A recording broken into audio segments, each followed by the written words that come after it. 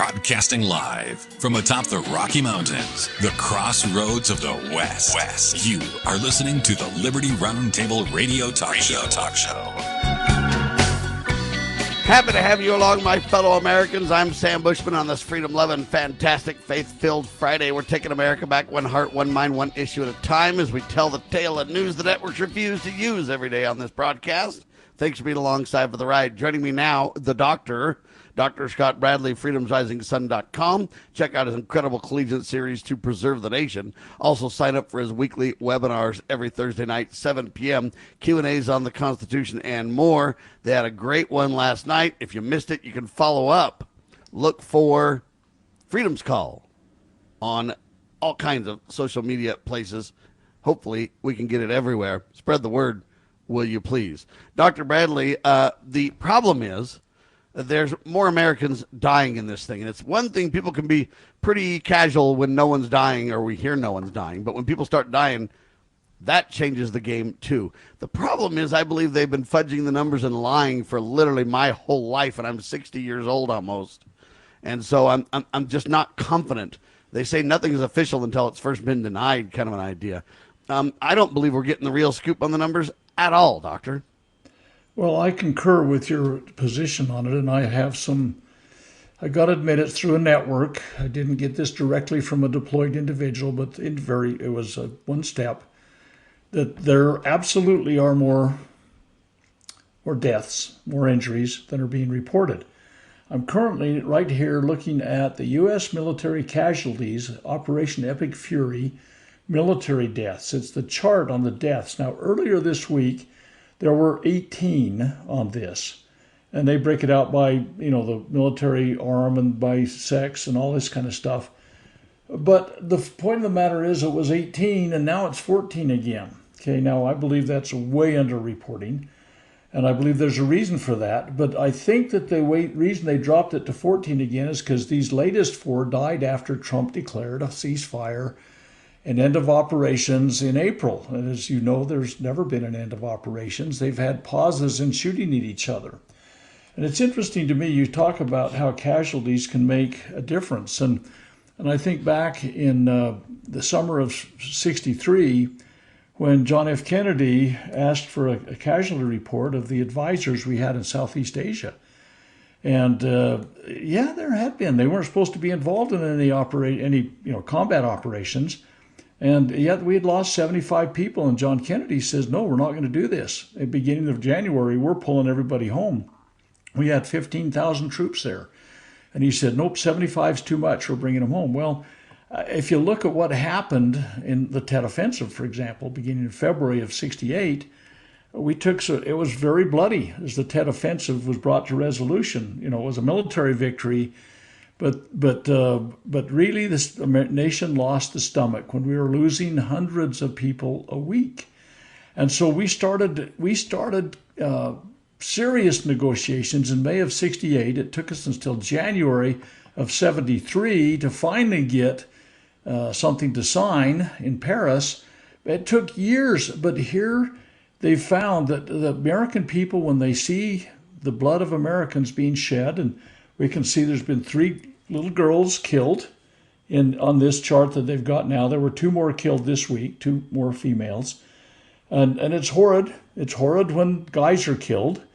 But the fact of the matter is, Americans, if they knew the truth, they would probably say, no.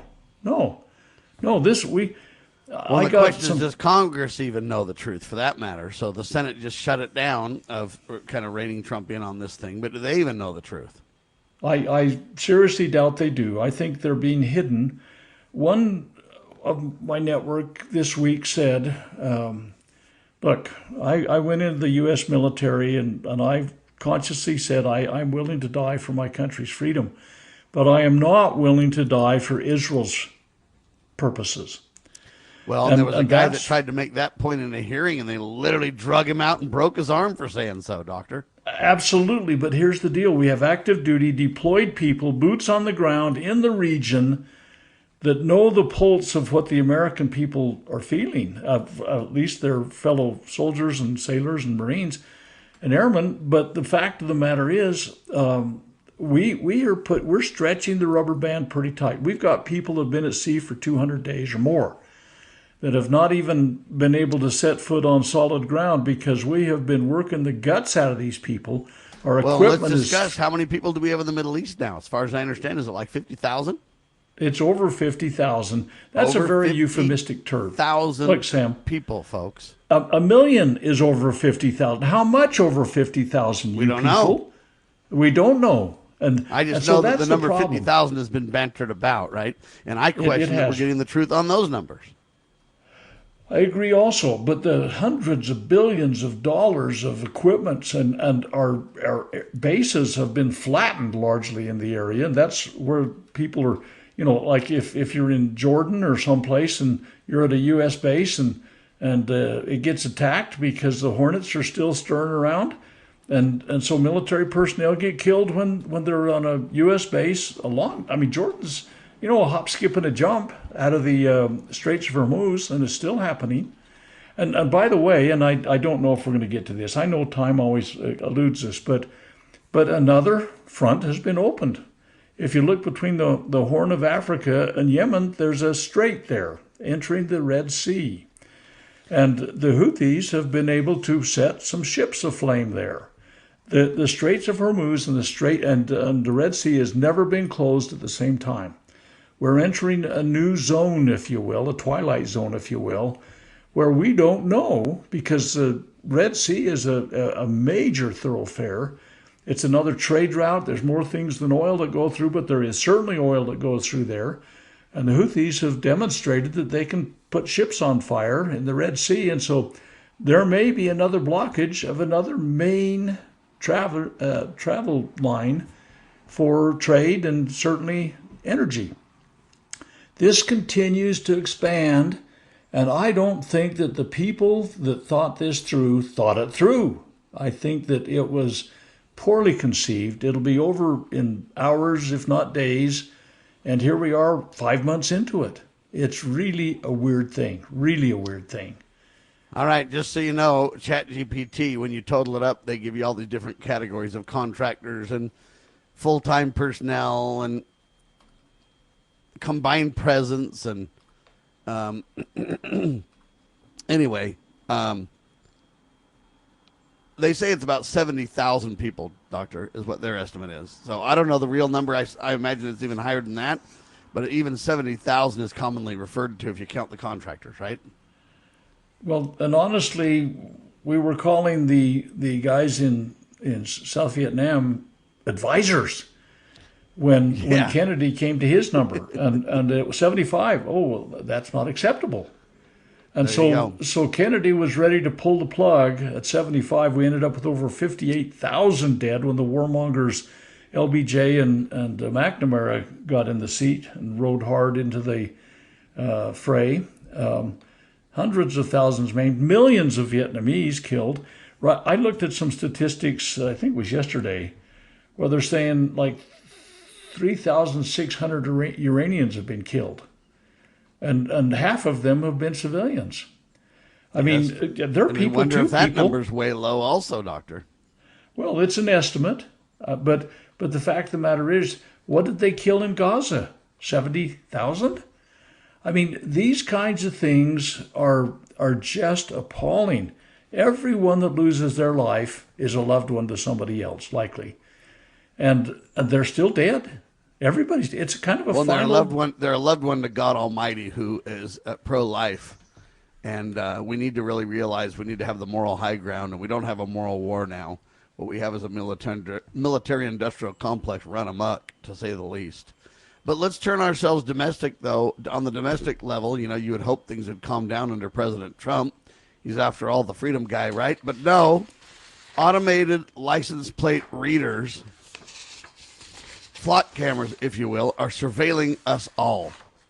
And this is a big deal, Dr. Bradley, and a lot of people are pushing back. The LAPD people canceled the flock cameras, said that they're problematic, and there's a big battle over surveillance happening now.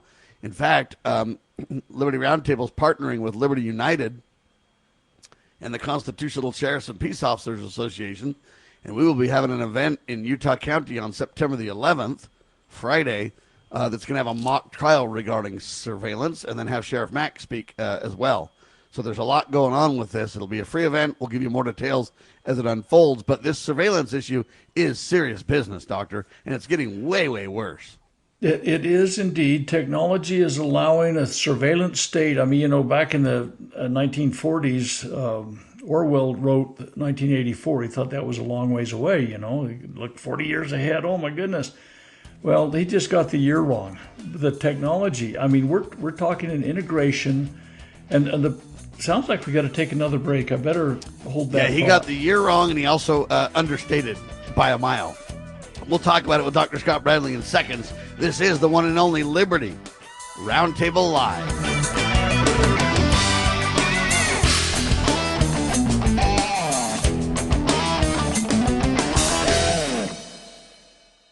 As you are aware, America is divided over every fault line possible. This is intentionally fostered by those who do not love God, family, or country. We believe a peaceful future as a free people absolutely depends on civility. Clarion Call for Civility is looking for funding and volunteers at every level to make our hopes and efforts a reality. Please donate, sign our pledge, and help us in our sacred cause. Please visit callforcivility.com for more details. Callforcivility.com.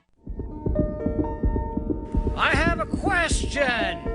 Can a nation conceived in liberty carry its head high if it denies protection to the youngest and most vulnerable of its citizens? Can a country founded on God-given rights continue to thrive without understanding that life is a precious gift from our Creator? I believe that great nations and great civilizations spring from a people who have a moral compass. I don't think a civilization can long endure that does not have respect for all human life, born and not yet born. I will be in earnest. I will not equivocate, and I will not excuse. I will not retreat an inch, and I will be heard. One thing I promise you, I will always take a stand for life.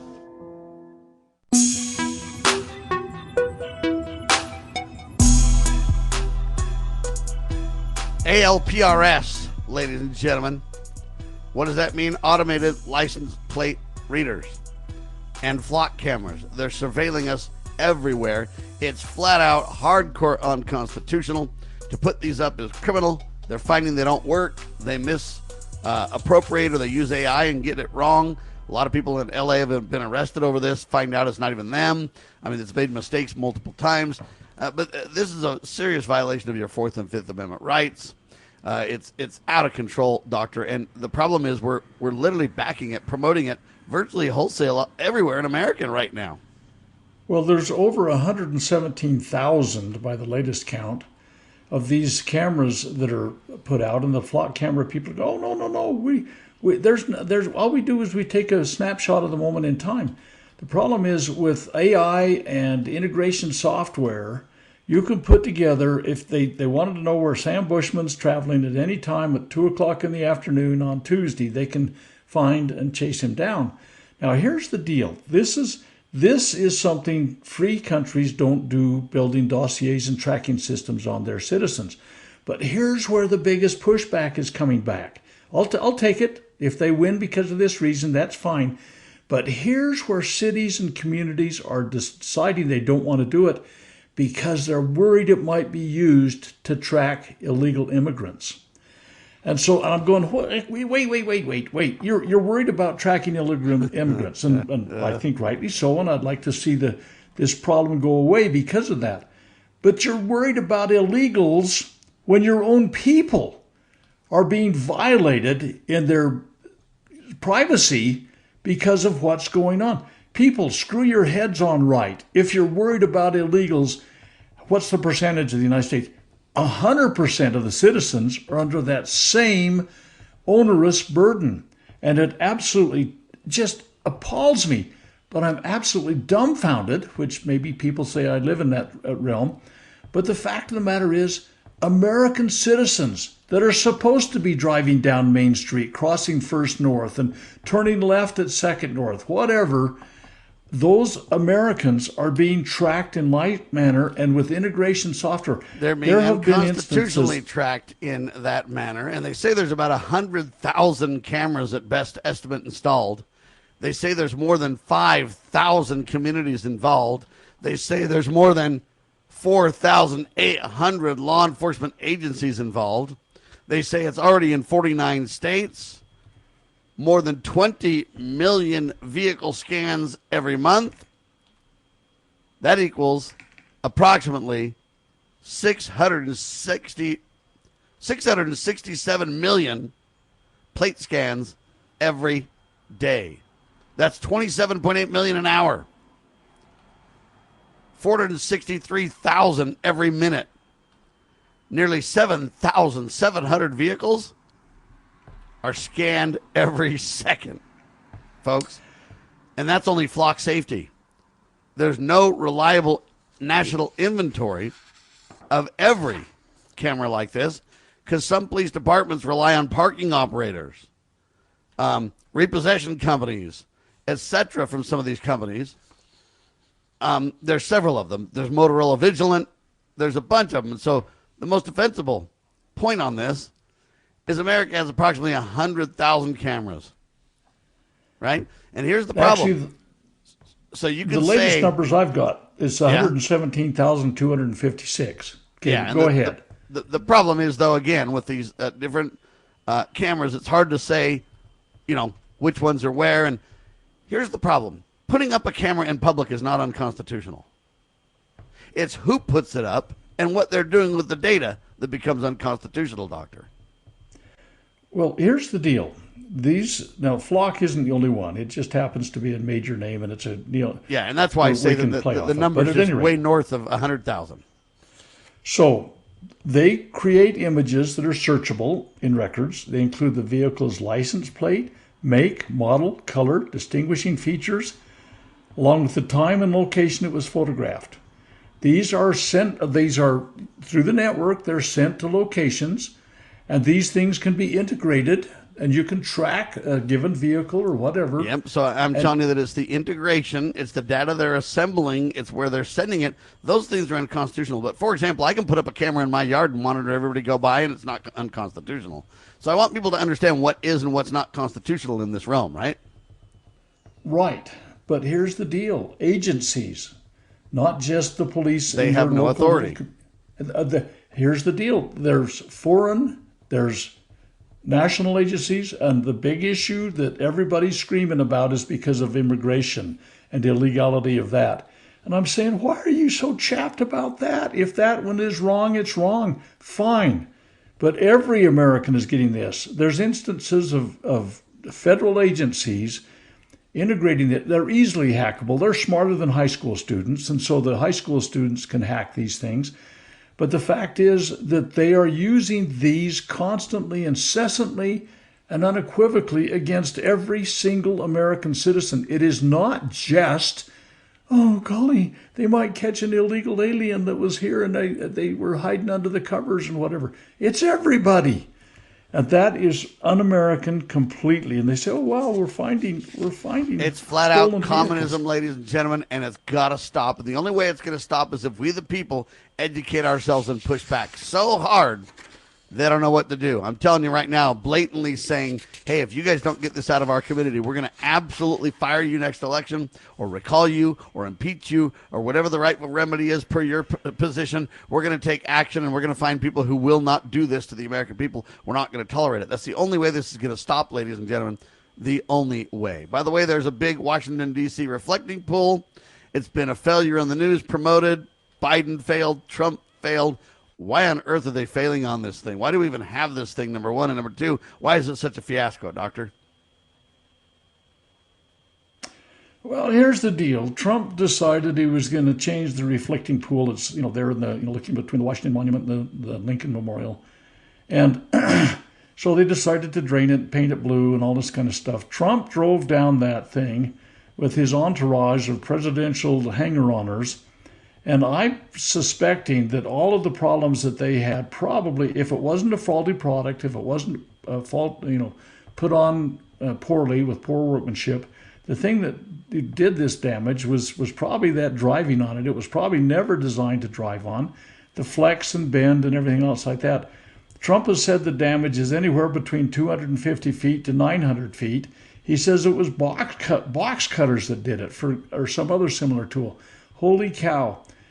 How come box cutters keep coming up? I mean, they were in the 9/11, played big on that. But the fact of the matter is, go out in your sidewalk in front of your house, put down a bunch of cardboard boxes, use a box cutter to slit that thing. The blade will be playing against the concrete underneath the blade. It'll dull quickly. It'll break. Everything else. Who in tarnation took bot cutters on their hands and knees and went across that pool? That's a bogus lie. The question becomes, was it sabotage? Was it terrorism? Why paint it blue? Was it to promote the Democrats? Was it to promote whatever that Act Blue thing is? I don't even know. The thing's just so weird I can't even understand it. This thing's nothing but basically a swimming pool equivalent, right? It is, but here's the deal. It's in the news constantly. I can't tell if it's the tail wagging the dog so that the administration will distract us from all the other heavier matters, or if it's the news media trying to just continue to rake muck on Trump by any means possible. But the fact of the matter is, it's a pack. It's a disaster, and it's a way to move billions of dollars around, millions of dollars around, and I don't even know what the whole deal with it is. We'll never get to the bottom of the truth on that. The next question is, will there ever be any arrests and prosecutions in the Epstein saga? And the answer is, sadly, I don't believe so. Well, it's in about 2 weeks, it will have been 7 years since Jeffrey Epstein was murdered in that New York prison. Yeah, but we're not even talking about it now, are we? Well, that's the problem, is that I believe that whatever Epstein was doing, it didn't go away when he and Ghislaine quit being what they were. I think that it's still going on. Well, there's some people that believe Jeffrey Epstein's still alive. Well, that's also a discussion we could have. But the fact of the matter is, this continues. I think they've got the goods, the guts, the leverage, whatever you want to call it, on very senior executives and just prominent people as well as politicians in the United States. I think they're running leverage. You look at Ghislaine's father, for example. He was embedded with Mossad. In fact, when he died and they had his funeral, it was like a reunion of everybody who's who in Israel spycraft and leadership. And you say, wait a minute. And you look at what Epstein was involved in. He was tightly linked with the Mossad efforts. Oh, yeah, he was all promoted as the sex thing like they did with Bill Clinton. Was all about sex. But the reality is sex was just the honeypots and the way to kind of have fun along the way. The real deal was the international negotiating and game playing and manipulating and putting people together and things that he did. That was his real business. And it's still underway today. I truly believe that this did not end. There wasn't a period put after the child sex abuse stuff when he died and she was put in prison for 20 years. I think it's an ongoing operation. For some reason, there seems to be a complete unwillingness to pursue anything in the United States. We had a prince. Anybody who brings it up is a buffoon. Yeah, but honestly, people still are interested. People are still saying, people always want the truth. And these things will always hang on until we get the truth. The problem is, unless the American people assemble and demand accountability, we're not going to get it. So, we're just going to hang out and watch the World Cup or watch football or do whatever we do. And everybody's just trying to make a living. They've got us distracted 66 ways from Sunday, ladies and gentlemen. For Dr. Scott Bradley, his website's freedomsrisingsun.com. Sign up for his weekly webinars. Get his to the collegiate series to preserve the nation. I'm Sam Bushman. You can find us everywhere. LibertyRoundtable.com. Spread the word. We're on all kinds of podcast platforms. We're on YouTube and Rumble and X and Truth Social, and we're everywhere. Spread the word. Audio, video. You got to love it. Hard-hitting news the networks refuse to use, promoting God, family, and country. That's who we are. We stand for it every day we can. God save our constitutional republic.